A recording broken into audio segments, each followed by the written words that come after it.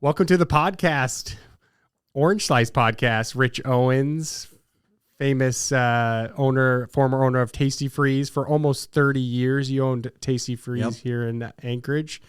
Philanthropist. I would call you a community activist. Somebody who was always out there in the community, making things happen and being a person of positive and just doing great things for Anchorage in general. Welcome to the podcast. Thank you. Great to be here. Yeah. So Rich and I met probably 3 years ago, right around 2020. That'd be about right. Yeah. We met then. And, I don't know, Rich, maybe you can give us a little bit of, maybe an insight into, who you are and for the people listening who don't know the famous, Rich Owens, what you're about and what you've been up to. Wow. So, I moved to Alaska in 86 from Montana. That's where I grew up in Montana and western Montana and graduated from the University of Montana. And so you're an implant. You're not a born and raised Alaskan. No, I wasn't born and raised here. I was born and raised in Montana, and all my family. Actually, I'm the only one that was run off. The rest of the family's all still in Montana. So you go back often to visit, though. I know that for sure. Say 3 or 4 times a year anyway. Go back and my brothers haven't encouraged me to move back down there because they like to come to Alaska and visit. So if I move back, it'd remove that impetus. So for sure. So for 9 years after college, I ran actually hardware stores. Large. It was kind of a cross between a Costco and an AIH down in Missoula. Okay. And then I moved up here to open what is now the Millennium Hotel. It was originally the Clarion Hotel. What brought you up to Alaska first? Was it that the opening of that hotel? Right. Well, the company you were working for was building it. Right. Arakoa, which is a hotel management company, ownership and management company out of Denver, was building the Clarion Hotel up here, and that would have been 1986. And originally, I didn't know I was coming this way, but the manager who moved up here came up in March, and they thought they had all the positions filled up, and I got a call the 1st of June when they were getting ready to open, and they said they still want to come to Alaska. And so the next day I'm on a Northwest Airlines 747 from Seattle to Anchorage, and I took a look at the place and decided this would be a good place to come. And there's a lot of Montanans up here. It's kind of a natural progression. There's a lot of similarities and a ton of similarities. Yep. Totally. So you finished the work on the hotel, managed it successfully. It's still open to this day. Oh yeah, it's the Lakefront Hotel. I think it's the Lakefront Millennium now. Yep. And there's people that I hired in 86 and 87, 88 that are still there. So it's kind of nice to see that I've got some long-term employees still at the hotel. Really? Yeah. Wow. Yep. The head housekeeper there is one that 40 years almost. Almost 40 years. Yeah. Holy shit. So I did that. It was supposed to be 3 to 4 years. Well, in 1991, they wanted me to move to Bakersfield or Cincinnati. And I said, that for a Montana boy, that's not really a promotion. So it's a downgrade. So I... no offense to California people. I'll just stay here. You don't have to pay to move me. And then shortly thereafter, I bought Tasty Freeze.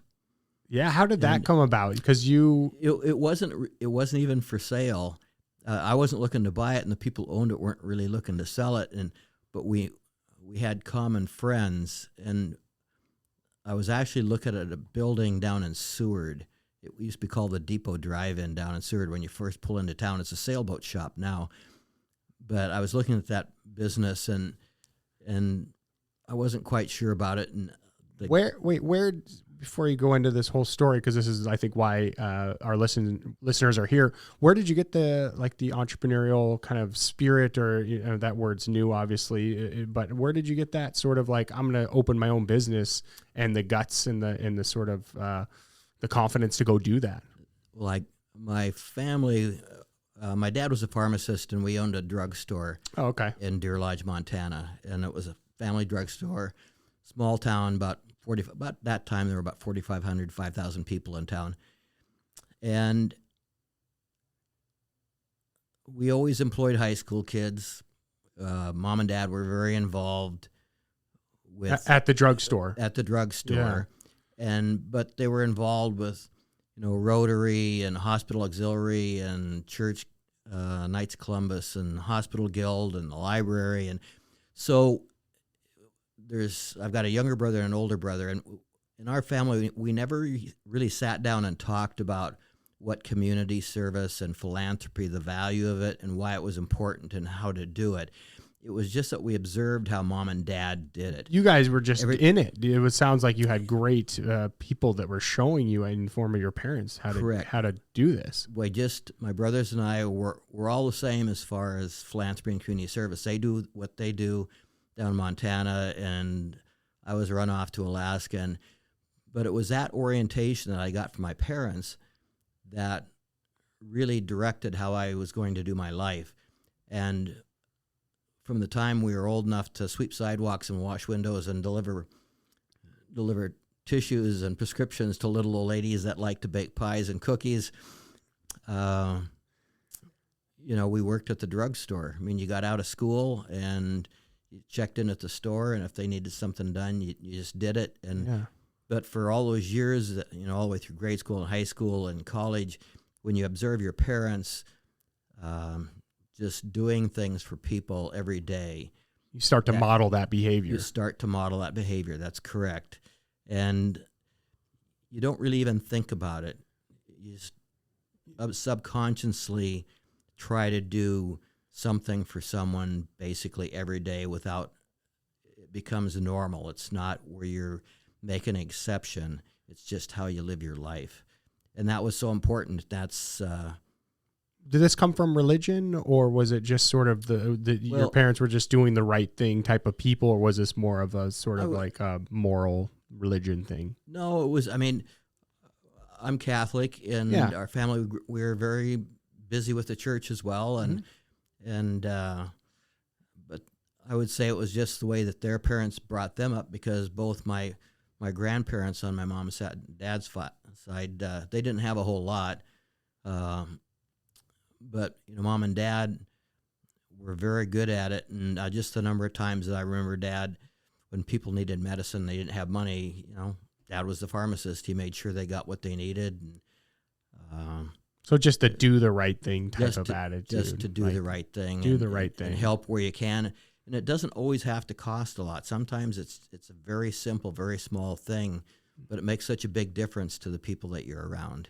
Mm-hmm. So that was where my orientation came from. And like say, my older brother and younger brother are the same.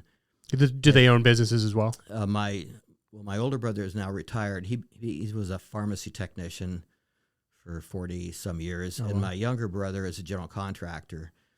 And he's helped people rebuild houses and renovations and stuff for people who couldn't do things. And so it was a special way to grow up, and it was a small town environment. And I brought that small town environment to Alaska, I guess, with me, and the way that I treat people and work with organizations and my view of philanthropy and community service came from that orientation. Yeah, we were, I would say, on behalf of the community of Anchorage, we're lucky to have you now, hearing this story about the tight-knit family that you have and how everybody stayed in Montana. It's a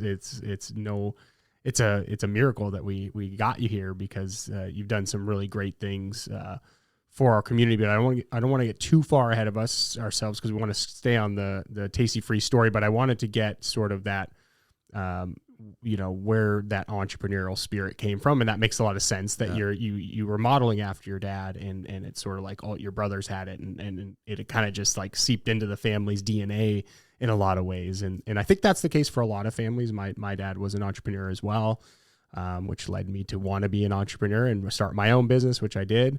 And most people I know. So I guess, before we move on to the story of Tasty Freeze, which is going to be the main part of this podcast, what would you say to people who don't have that model, that person that's modeling for them the behavior you're talking about? How do you get that sort of in your life, and how do you sort of pick up that entrepreneurial spirit. Can you talk a little bit to that? And if you don't have any advice, that's fine.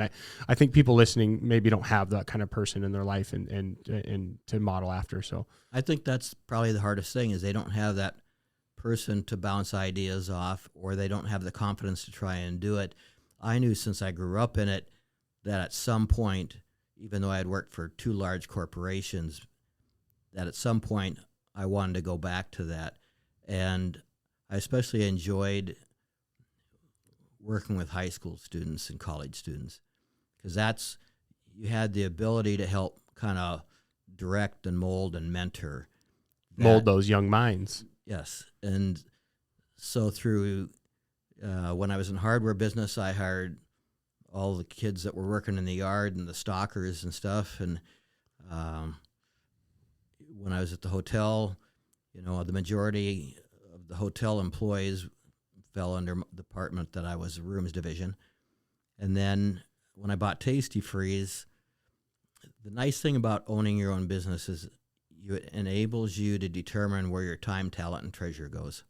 Time, talent, and treasure. Time, talent, and treasure. So where you spend your time, or the special things that you have as a business person or an educator, that's your talent, and your treasure, that's what you make off the business. You can make those decisions on your own. You don't have a board of directors or someone else saying, no, this is what our budget is. And sometimes, I've had some financial people tell me, well, you got to have a budget for what you're giving away. So, well, no, I don't. I mean, you just... It's nice to have a budget, but also it's the whole thing with going back to what your parents did and how they raised you. It's like, do the right thing when it feels like the right thing. And I think that, I've had faith that if you continue to do the right thing, that things will work out. Things are going to work out, and they have always worked out. And so I think that's called karma, right? There was karma. It's real. There's real karma, and there's real faith. And you have to have that faith that if you're doing the right thing consistently, if you run into a problem, you have faith that, like, if the business would have, we would have had a different type of pandemic and the business would have closed and stuff like that. I believe that if you work hard and have always tried to do the best and help other people, then if you hit hard times, someone else is going to value what you have done in the past and step up and help you. Reciprocate. So, I've been fortunate that I've never been in that position where I had to. Well, I want to just to speak to that a little bit. I think whenever you do things for other people, you're putting deposits in this proverbial bank, right? That is a relationship. Yep. And so when you do something for somebody without any attachment in terms of like what you're getting back, that creates the reciprocation or reciprocal effect, where it's like they automatically want to do something for you. And in your case, you have a business, and so you weren't doing the thing you were doing to get their business, but they automatically wanted to support your business. So in that way, they kind of, those people that you were giving back to probably helped drive the success of Tasty Freeze for all those years. Absolutely. And never allowed you to get to that point where you were like, oh shit, what am I going to do? Absolutely. Because there were, during COVID, there were so many people that would come in and say, we were fortunate because we're small, and even though we're a franchise, we're able to adjust menu, adjust work time. Autonomously. Yeah, right. We could make adjustments to how we operated to serve and stay open. And as an example, we became a distribution site for vaccinations during COVID. Yeah. I remember that. And we took some flack for doing that because people were saying, well, we don't believe in it. Let's be clear. Tasty Freeze itself wasn't distributing vaccinations. You were allowing one of the health providers to post up there and give people vaccinations, and everybody was doing it by choice. Whoever was doing, nobody was being forced to do this. But you guys did. Yeah, this is a big point of contention, right? Because there's a lot of people out there who had a problem with it and had maybe some physical health problems because of the the injections and yes. And so what the impetus for the whole thing was, there's a lot of older people in our area, and they were coming in and they had gone to the mall or to one of the clinics, and the lines were long and there was no place to sit, and they were saying there was no place to get a vaccination in that part of town. And so I was thinking, it's slow enough in the dining room. You right can now. sit around here with their mask on and be fine. I talked to the city, and they got it together, and once a week it was, I think, Thursday evening. I remember that. From 4 to 8 for weeks. People could make reservations, and the people who wanted to get the shot were very appreciative of being able to come in, and they could sit down and wait and make an appointment. And the people who didn't want to get shot that talked to me about it, I just said, no one's forcing you to do it. It's a service available to people who do want it. And like you said, the main reason you were doing it sounds like, was because of that most vulnerable population of older folks that were at the high risk side. Correct. of having complications if they did catch COVID. So that's great. So back to the story. You're talking to the owners. How did you meet the current owners or the past owners now? But yeah, how did you meet the current owners and convince them to sell you a franchise that wasn't for sale? Well, I was talking to him about the place, the building down in Seward that I was looking at. Mike Clough owned, and Mike and Wanda Clough owned Tasty Freeze here in town. Oh, and the people down in Seward did not know that I knew these people up here, and so I talked to them for a while, and it just seemed like maybe the business was doing better than on paper than it really was. And so we were talking about it, and Mike says, well, where do you want to be, Seward or Anchorage? And I said, I'd prefer to be in Anchorage.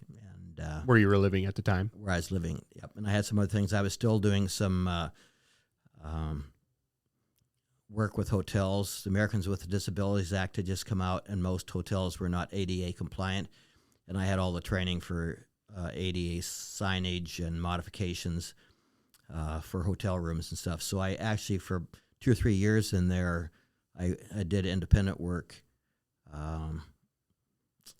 with different hotels. I did a renovation on a hotel down in Petersburg on their handicap rooms, and built a kitchen down there, and then like signage at the Hilton, some of the other hotels in town. So you continued to work on hotels for this corporation. I still actually, it was separate.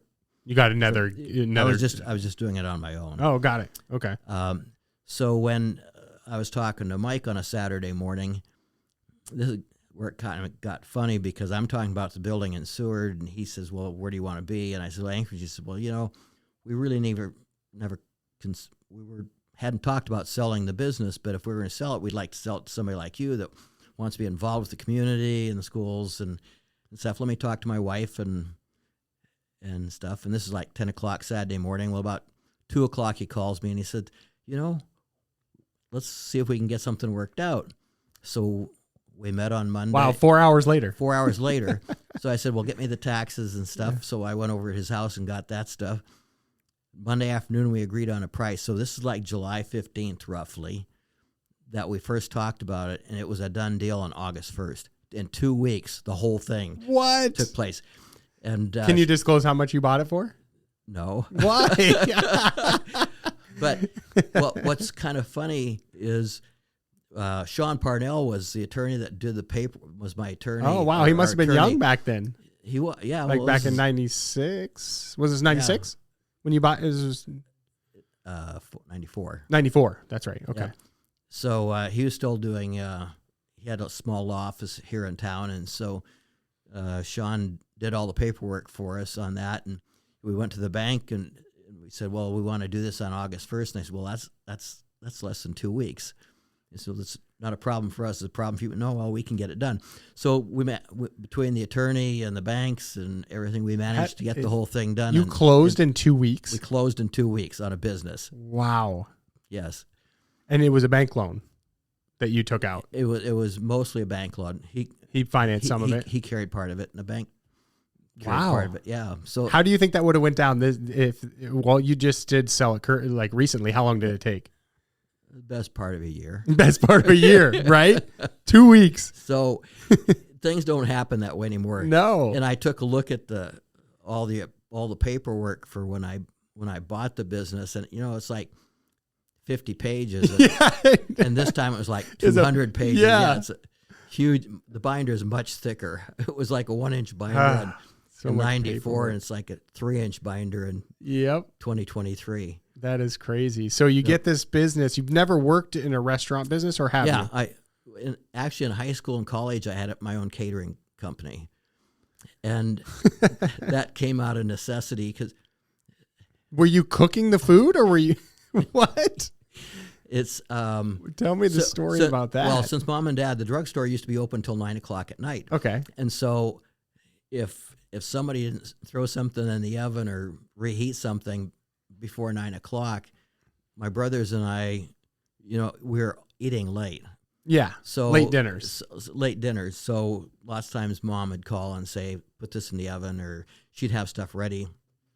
So I had started cooking at an early age. And then when I was like a senior in high school, Dad was president of the Chamber of Commerce, and the guy who normally cooked the fair barbecue for 1,500 people had a heart attack. And 1,500 people? Right. And you stepped in. And so they were going to cancel the barbecue, and Dad's president. I just told him at dinner one night, I says, "You're president of the Chamber of Commerce. We are not going to cancel the barbecue." And so, as a senior in high school. Yeah. And so Watsy Donich was the guy who had the heart attack. So he wasn't allowed to do anything, but he was out of the hospital. Oh, he didn't die? He didn't die. Oh, okay. He just wasn't allowed to do anything. Yeah, and obviously. He had this huge barbecue pit. So he walked you through? And so he walked me through, and I got the cooks from the grade school to help do the potato salad, the baked beans, and bake the rolls. My gosh. And everything. And so we pulled this off. 1,500 people. Because we barbecue about 1,000 pounds of top round in this big barbecue pit. It's pretty wild. It takes 24 hours. Wow. So that's where you kind of, So I started learn the food business, if you will. So I was doing that. And then all the way through college, I ran the little country club on the Elks Club kitchens in Deer Lodge. Oh my gosh. And so you knew restaurants. Right. And so then when I was in college, instead of taking underwater basket weaving and camel driving with all the out-of-state kids going to Montana, I took quantity food prep classes. Wow. So when I graduated with a degree in business communications, I was only 3 credits short of having a degree in quantity food prep. Is that a degree? At that, quantity food prep. Yeah, I was taking all the classes on quantity. That's a handy skill to have, or knowledge to have when you start a restaurant. Right, and the only reason I didn't get a degree in that is because I wouldn't take a 3-credit course in sewing, which now I wish I had taken. Yeah, just to have the credential. But because that way it would have been in the right department, and I could have gotten that as well. But, okay, so you did have a ton of experience. So I had a lot of experience running the Elk Club and the Country Club. Okay, that makes a lot of sense why you would feel confident jumping into this restaurant situation. And growing up in the family business, had a lot of food and beverage background. And that's actually, when I went to the hotels, I was actually hired in Missoula when they opened the Sheraton Hotel because they needed another food and beverage manager. And so that was the position that they actually hired me for as my first job with this hotel company. Okay. After I left the hardware business. Close connection there. Yes. Yeah. Very close. So you buy Tasty Freeze, you're now, you own a restaurant. How did that feel? How did you, and how old were you when you bought it? You 40? I would have been 30. back up here, like 38. Just do some quick math. Yeah, you were about 38, 39. Yeah, I remember you told me this earlier. So you're pretty young still, relatively. Yeah. And you own this restaurant now, and it's obviously it's thriving, or it's actually running. How did you feel? How did it start? How did you start out with like just getting into the mode of running a restaurant? Because we had the restaurants and the hotels and stuff, it wasn't a big transition. It went really well. And then even though the transitional, from the Clough family to me only took 2 weeks. Yeah. All the managers and stuff stayed. So yeah, I had that. And what's interesting is Linwood, who now owns Tasty Freeze, was working for me when I bought the restaurant. Oh, he was working there when Linwood was one of the supervisors when I bought the restaurant. Oh my gosh. So he told me when he was like 16, 17, someplace in there. Yeah. He was there for like, 4 years, maybe a little longer. He told me then, when you retire, I want to buy the restaurant. He said that to you then? Yes. So, and he got his wish. So he had to wait for almost 40 years, but he's 46 now. Yeah. He was 16 or 17 when he told me, hey, when you retire, I want to buy the restaurant. Oh, my gosh. So even though he didn't work for me most of those years, he was back and forth several times. He was determined to do it. Yeah. And so by the time I hit 55, something like that, he'd check in a little more often. You ready to retire? Nope. So when I hit 68, asked the question, I said, we should start talking. If I'm out of here by the time I hit 70, then this is probably good timing. Yeah. And it wasn't that I was so tired of it. It was, there's a couple things entered into it. First of all, if he was going to buy it, at that time he was 45. He needs to have enough years to pay for the thing and then save for his retirement. If I would have waited longer, that would have been a good option for him. So there was that. And then I had 3 good friends who were all younger than me die in the previous year. And so I'm thinking, how long do I need to push this? Oh my gosh. Yeah. So I had several things in my mind there. I mean, I didn't want to die behind the grill. Or at the fryer in the office. Well, there's things that I wanted to do. So it just seemed like the natural progression was to get things going. Yeah, and now he's doing really well with the business. Yeah. I wanted to get to that. How do you think about death, and how do you stay so healthy? You're obviously in great shape, and you look healthy as all get out. What's your secret, and how do you think about death, being that your friends, you said 3 of your friends passed away? I'm sorry to hear that, but what is sort of your philosophy around that? How do you deal with it? Well, today's as good as the next to go. I mean, we don't get to pick generally.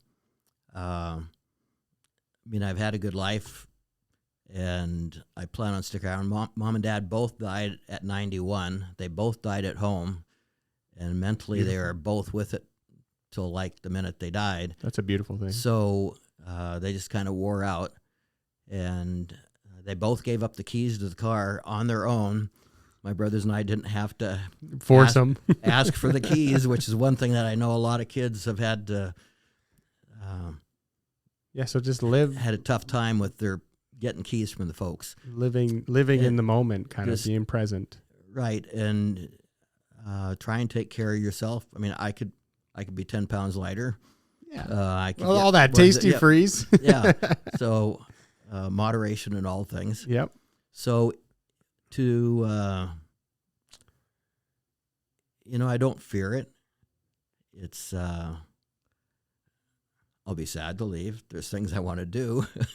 And everybody says, well, how long are you going to stay in Alaska? I said, well, as long as I can mow the lawn, shovel the driveway, and get the boat out of the harbor in Whittier, I'll stick around. All right. I creak more in the morning, hit 70, I'll be 71 in May, and slow down, maybe don't have the same level of energy, but I spent 5 hours chipping ice and snow yesterday on the driveway when it was soft, and I'm moving today. So that's great. I was fearing how I was going to feel this morning, actually. Yeah, you stay really active. I know that for sure. You're always just kind of doing stuff, especially when you were at the restaurant. It was constant Costco trips and unloading stuff and walking around talking to people and cooking and all those things. It's really important to keep busy. It is. And there were a lot of people who were concerned because they want to know what my plan was for retirement, and I didn't really have a plan. And they say, well, you know, so many people, they just retire and they don't have anything to do. Well, there's a group of us that formed a nonprofit and bought a kids camp here a number of years ago. A kids camp, yeah. A kids camp up between Palmer and Wasilla. And it's 57 acres and sleeps 100. And the church that owned it previously wasn't able to continue to maintain it and take care of it. And so a group of us put a nonprofit together, and we bought it about 11 years ago, and we paid it off a year ago in October. And if you got a kids camp, you're gonna be busy. There's lots to do. I bet all the cabin, the maintenance, all the toys that you bring in there. Real quick plug for the kids camp. Do you want to talk a little bit about it since summer's coming up here in a few months? It's called parents probably want to get their kids involved if it's not already filled up. Yeah, it's called St. Teresa's Camp. It's on. It's just off a Trunk Road in Bogart. It used to be called Camp Challenge, Teresa's Camp. Okay. People will go online and Google it. Yeah. Or put it in the show notes. Yeah. And so we run 8 weeks of a summer camp, but what's helped us out is we've put a lot of improvements into the camp. And so out of 52 weeks, we'll have organizations and groups that utilize it for about 42 or 43 weeks out of 52. Okay. It's not just a summer camp for kids. No, it's a year-round. And different organizations, not just kids, but other we have organizations. Quilters and choirs and Boy Scouts and Girl Scouts and Trail Life. And cool. What are the qualifications to be able to use it? It's pretty much nonprofits for the most part. Yeah, charitable organizations. There's a lot of different church organizations and school groups, 6th grade camps and stuff. That's fantastic. I've used it. And we've got 1,200 feet of lakefront. And there's 18 buildings. We have archery and boats and canoes. Some of my best memories are from like a Bible camp that I think I went 2 summers in a row, and I just remember just being. It was the best time ever, just waking up and just having activity. I'm the type of kid too. And I think most all kids, especially boys, like just want to play all day. And I think that's some of the problem with school these days is that they sit them in a classroom and it's just, here's a packet of work to do. And it's like, holy cows, for a kid with that much energy, like to set them down and expect them to do these packets of work. These kids need to be out playing for 3 or 4 hours and maybe do 45 minutes to 2 hours of work at the most. But I think, kids aren't playing enough, and I think it's a really important thing for parents to realize. I grew up with camp down in Montana, and so when I found out this camp was probably going to go out of business, the Church of God didn't want to have it subdivided and made into houses because they had spent 50 years putting this thing together. It was close to their heart. Yes, and so we worked out an arrangement with them, and they've been very good to work with, and they carried the paper on it for 9 years for us, and with no interest. And you just don't get people to carry $1 million note with no interest. Yeah, 0 interest, and the land's probably worth way more than that, I would guess. And now it is. It's for sure. It's built up. The backside of our property is Wolf Lake subdivision.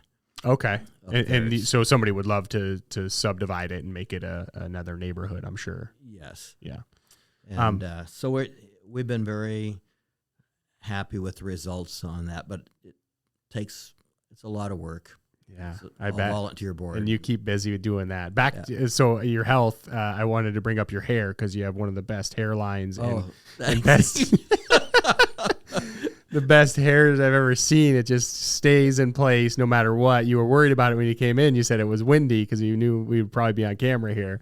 But yeah, where do you credit who gave you that hair, and who do you credit with it? My dad. Your dad. Dad's side of the family. It's almost cartoon character perfect. Dad's hair turned white, but he had mostly a full head of hair. Give a look at the camera so the people. And everybody, my barber is a little Korean lady, and so one day I'm getting a haircut, and she says, "You no lie." I said, "What?" She said, "You no lie." I don't understand what you're saying, Lucy. She says, "You no lie." I would know. And I said, "About what?" She said, "You don't color your hair." I said, "Oh, you don't lie." I said, "No, I don't lie." You're not lying. No, you don't need that. I've been fortunate to. Yeah. I've got a lot of friends who give me a hard time because they're bald and all white hair. I have 65. Friends. Yeah, friends at 40. Lots of friends who are bald and fat. So, yeah, you're doing great at 70 to have a full head of hair and in pretty damn good shape, I should say so myself. But yeah, you brought up shrimping too. I think your boat is a big part of your life, especially obviously being in Alaska in the summer. Talk a little bit about what the shrimping life and how where you do it out of and how that works. Well, that was part of the reason that I wanted to stay.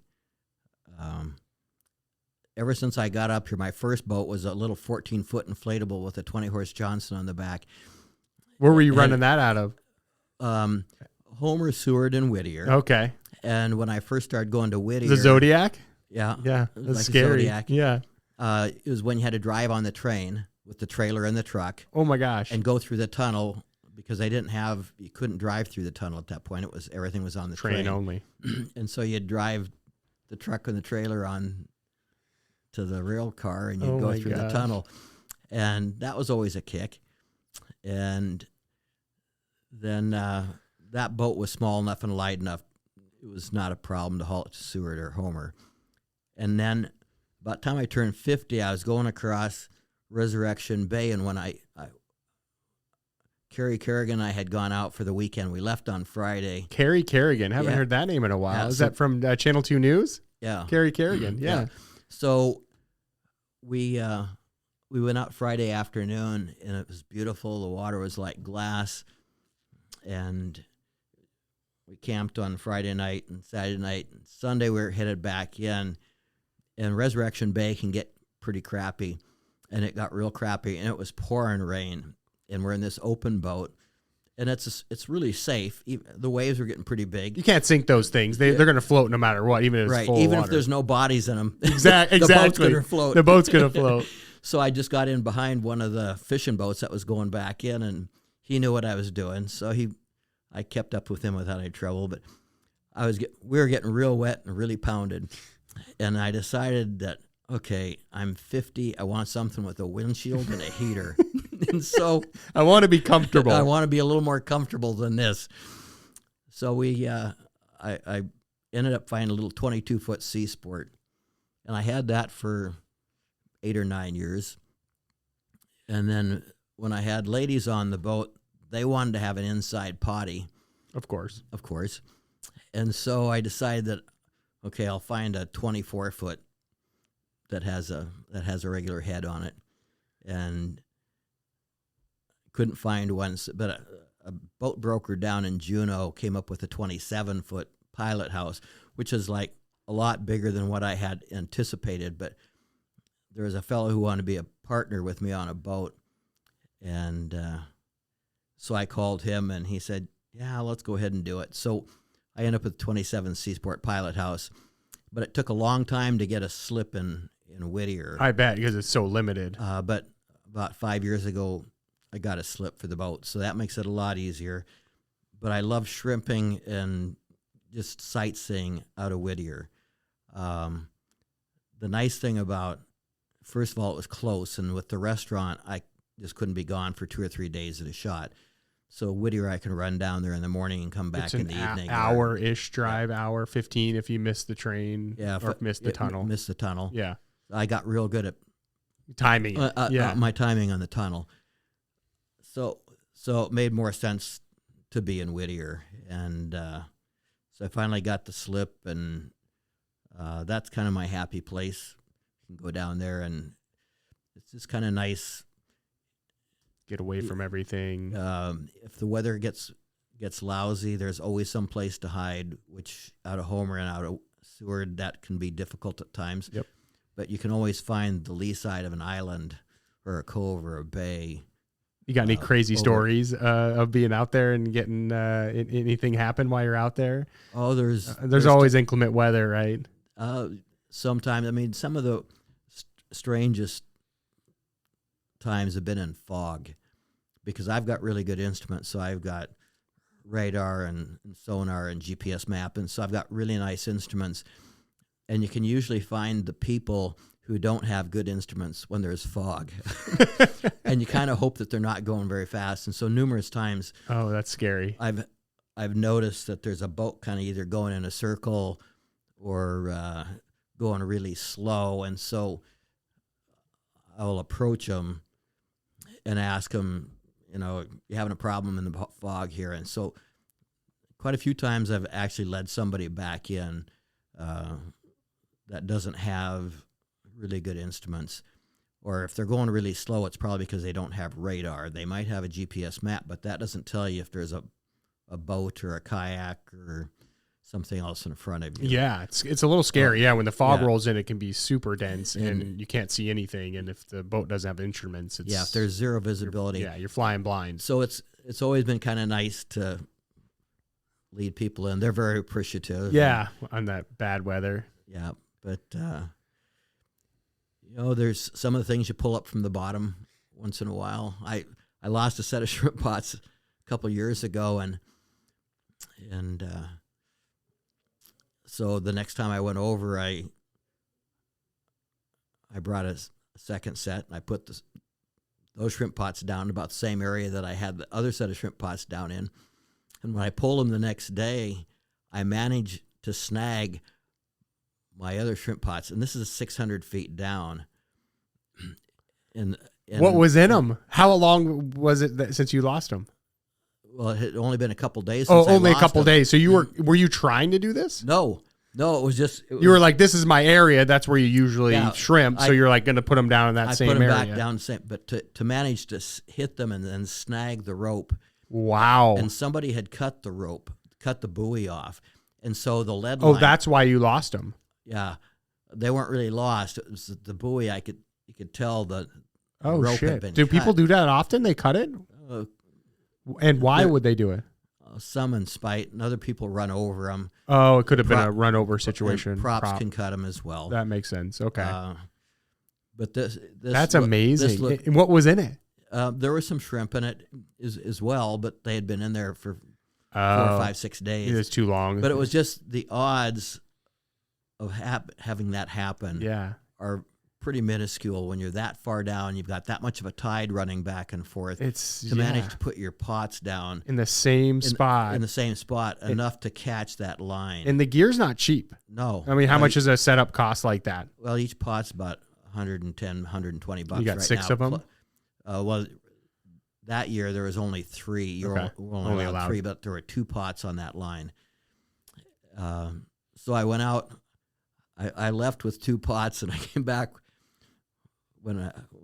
basically I pulled 4 pots because the line was tangled. Wow! I could tell when it started coming up, it was pulling real heavy. Yeah. So that usually means you're snagged on something. Lots of times there'll be other line or rope or things that come up because there's a lot of pots sitting on the bottom of the ocean. Yeah, right. I imagine. Over all the years. I heard they're going to delay the season this year. Is that correct? Have they made a decision on that yet? I haven't seen anything in writing. Okay, I've talked to a couple of shrimpers. The Wilbanks is one, and then I talked to the guy at LFS, and he was like, "We don't know yet. We're trying to figure out what they're going to do." So they're kind of hesitant. Has there been a sort of shortage of shrimp, or has it been going down, or people are just overfishing? I haven't seen the reports from last year on what the counts were on catch. We'll wait till that comes out. So we'll find out. There's more people doing it now than there have ever been. Yeah, I mean, people are. I mean, I see a lot of my friends going out there and they're getting trash can fulls, 50-gallon trash can fulls. There's no real limit, is there? There's no limit. It has started traditionally April 15th and gets done September 15th. But as far as like how much you can get, right? You just have to report it, right? You just have to report it. You're only allowed 2 pots in the regular area. If you go far enough out, you can do 3 pots. That was last year. I don't know if they modified that for this year, but. And these are Alaska spot shrimp, right? Most of them are spot shrimp. Yeah, they're size. Big. They're big. They're huge. Yep. They're so good. Do you ever eat them right off of the like raw, like sushi? I'm not I like my sushi cooked or fried. Yeah, I like cooked sushi. I did want to talk about the Coulis Air Force Base and the connection between you and how Tasty Freeze and you and Coulis, sort of the backstory there, because the base actually closed, which is kind of about 12 years ago. Yeah, hard thing for a community, and just kind of talk about how you got involved with those guys. Obviously, they're really close to the restaurant, so they were patrons for a long time. But yes. you had a way deeper relationship with that, and there's a flag out front, and there's a bunch of things that you guys connected on. With when Coulis, the Air National Guard base, was about 5 blocks down the street, and I bought Tasty Freeze on August 1st of '94, and then 2 weeks later, on August 14th, I think it is, I had some friends that were in a plane crash over by Alexander Lake, and the pilot and one of the other folks that was on the plane died, and one was saved. But what the Air Guard at that point, they were doing a practice that afternoon, and so there was a C-130 with 2 pararescue men on board, and they were about 5 minutes away from where the plane went in, and the pilot on the plane had radioed the tower and said that he got in clouds and he was about out of fuel, and then he ran out of fuel, and they crashed near the end of the runway over at Alexander Lake. And so I got to know the air rescue side right away, and then I'd recognize people from the guard base coming into the restaurant. I mean, obviously there were a lot of uniforms. There wasn't a day that'd go by where you didn't have a lot of uniforms in there at lunchtime. And kind of the nice thing about Coulis is it operated 24/7.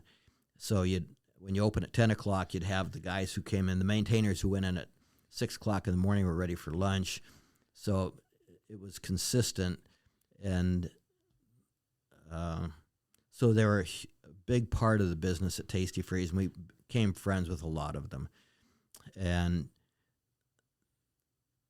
then it would have been probably about 1997 or 98, there's an organization called Employer Support of the Guard and Reserve, ESGR.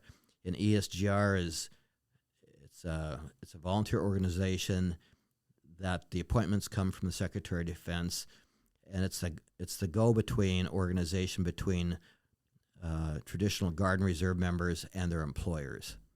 And so the main purpose is to like if there is deployments going out, we would do pre and post deployment briefings with the military members, and we would also work with their employers and remind them of, okay, here are your responsibilities to your employees.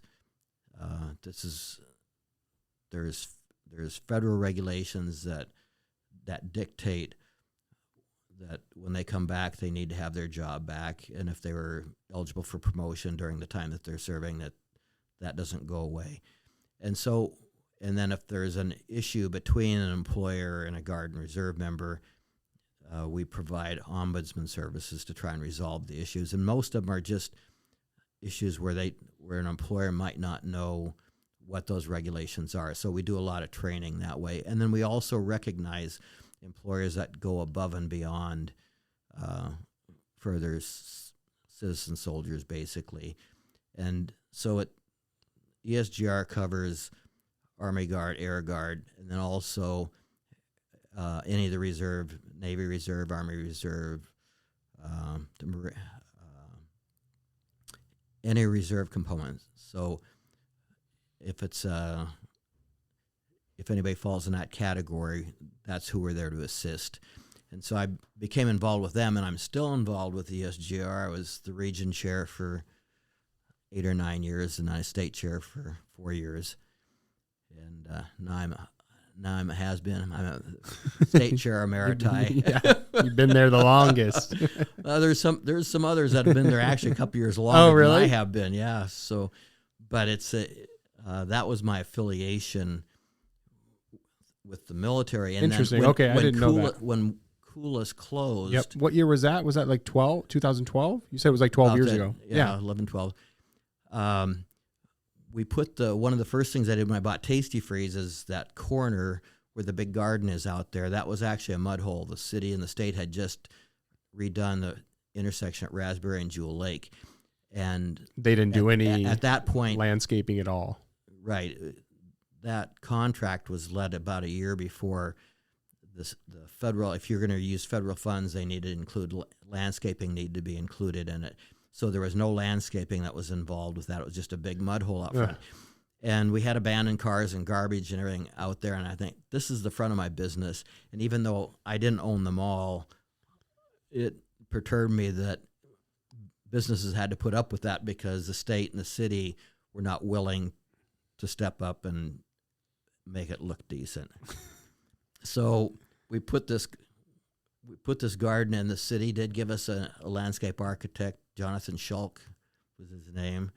And so we did the design, and then we did about $60,000 worth of landscaping and raising it, and the concrete block, the guard put the concrete block in for us. And we did it for $4,200 in donations. That's unbelievable because it looks beautiful. It's like, and it's something you guys upkeep to this day with new flowers every season, and the garden makes that corner look beautiful, and it's really a community thing. Right, the community volunteer. It's an adopt-a-park, mm-hmm. And incidentally, we're looking for.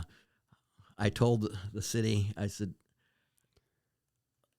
I can't keep doing this, and so after what 25 years.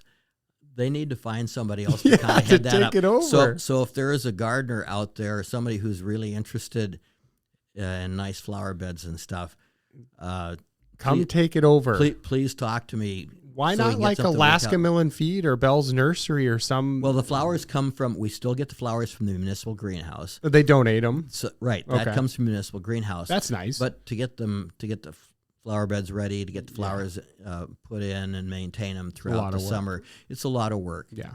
And so if it can be divided up between a couple different scout groups or organizations, that would be great. Yeah. Now, the other thing that we had always wanted to have a flagpole out there, but flagpoles are really, really expensive. It's a huge flagpole that's out there too. Correct. So when they announced that they were going to close the guard base, I went to the general and I said, can I have the flagpole? And so we worked on this for a while, but J Bear, any of the people who had first right to the flagpole was basically any group on J Bear. And he said, just wait until we hand it over to the airport. And he says, do you know John Parrott? And I said, yeah, I know John. He says, well, go talk to John.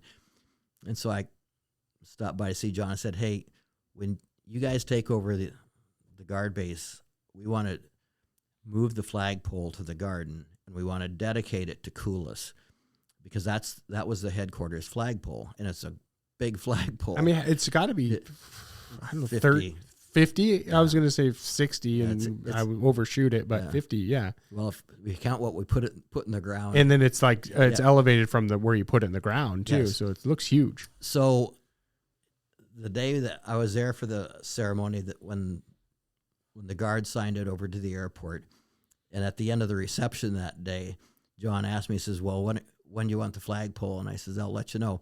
So I went down to see Bill Watterson from Watterson Construction. Yep. And he signed one of his best people to help me get this thing done. And we moved it and got between concrete and culvert. I was going to say, everything. it must have been such a hard work to get that thing out of the ground. All the trucking and stuff, all the equipment to break Donated the by concrete Watterson. came from Watterson and a few other groups. I paid $37 to get that done, and that was because the guy I needed some plastic wedges to square it up the night before we poured the concrete. And I had a friend that worked at AIH who could have gotten them for me, but he was on vacation. And so I had to pay it. I had to pay $37 for the wedges to straighten the flagpole out. Oh my gosh. So forever, yeah. So, and there's a nice plaque that the plaque's there. What does the plaque say? The plaque talks about the dedication for the 55 years that Coulis Yeah, was in the neighborhood, and it's dedicated to all those who served. And so it's there, and the parents' family got that plaque put together for us. And yeah, it's a great story So- of how the community came together and, Yeah. and like from the flowers and the flower beds and the landscaping to the flagpole and the plaque and all that came together as a part of your contribution. I think that's fantastic. well, it was a fun project. Sounds like it almost broke your heart. It's just Yeah, a lot of work. It's still a lot of work, and so I'm begging you, if somebody's out there that would help with the flower beds, Anybody. come talk to me. Yeah, I don't want to. We're getting ready to wrap up here, but Okay. I wanted to end with. I don't want to break your heart on this one too, because I don't think anybody. I just heard this the other day. Okay, and you know that song, the Jack and Diane song. Right. How does it go? I Sitting can't out remember front of the Tasty Freeze, Freeze, yeah. sucking on a chili dog. Yeah. Do you know what he's talking about when he says sucking on a chili dog? Do you know what he's referring to? I just hear I don't pay attention to most words on that. I catch Tasty Freeze every time it comes on. Sitting out front of Tasty Freeze, sucking on a chili dog, something like Yeah. that. Outside of Tasty Freeze, sucking on a chili dog. So it's come to light recently. This is on social media. I think I saw it on a reel that Chili Dog was a brand of Slurpee back in the day that Tasty Freeze used to sell. You remember, is the dog with the floppy ears? Yeah. Chili Dog was the brand of Slurpee. So he wasn't sucking on a hot dog with chili on it. He was sucking on a Chili Dog Slurpee. Okay. Well, we haven't done Slurpees for a long time. Yeah, but I just found this out. I was always thought it was a weird way to describe eating a chili dog was sucking on a chili dog. But now it makes so much more sense. Now I'll have to pay attention to the rest. I can't even believe you didn't know the whole song. No. You only heard Tasty Freeze. And Chili Dog, yeah. But like Chili Dog is our number 3 item, I think. Still, so.